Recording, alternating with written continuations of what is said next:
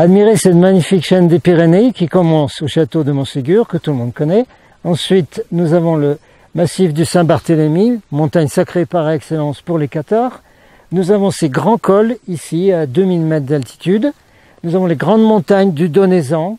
Tous ces endroits sont très hauts en fréquence, de haute dimension. Et ça continue jusqu'au Canigou, qui est une grosse base extraterrestre. Et derrière nous, nous rejoignons donc le Bugarache. Tout ceci est lié en énergie, en fréquence de haute dimension. Bonjour à tous, ici Jean-Michel, c'est mon nom d'écrivain. J'ai le plaisir de vous amener aujourd'hui dans un endroit extraordinaire avec une vue sur notre chaîne de nos belles montagnes des Pyrénées qui pour nous tous sont des montagnes mystiques avec une énergie extraordinaire. Toute la chaîne des Pyrénées en fait est propice au réveil spirituel, méditation et au contact extraterrestre, ce qui est mon cas. Donc les contactés sont des gens qui en fait sont des extraterrestres incarnés sur Terre. Bon, alors je peux dire je suis un extraterrestre incarné sur Terre.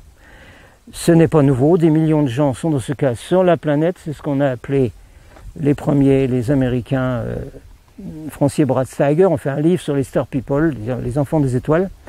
C'est très connu aujourd'hui, vous cherchez enfants des étoiles, Star People, vous aurez toutes les informations, y compris une trentaine de signes, de questions qui vous permettent, comme un questionnaire à la fin, de dire « Ah ben oui, je dois être un enfant des étoiles parce que ça correspond exactement à moi. » Un certain nombre d'entre nous, on reçoit la mission d'aller publiquement. Tout le monde ne parle pas publiquement, tout le monde ne fait pas du channeling. On ne peut pas faire du channeling comme ça. On ne peut pas décider tout d'un coup, je vais être un channel. Et puis je vais me mettre dans tel état de méditation pour être un channel. C'est toujours les êtres plus évolués qui décident.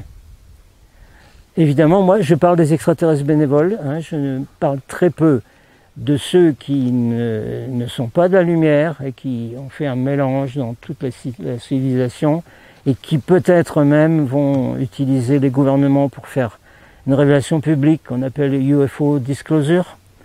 Alors, je viens d'un congrès en Espagne où de nombreux speakers américains, espagnols ont expliqué ce qui va se passer dans cette révélation de l'existence des extraterrestres prochainement sur la Terre. En fait, il y en aurait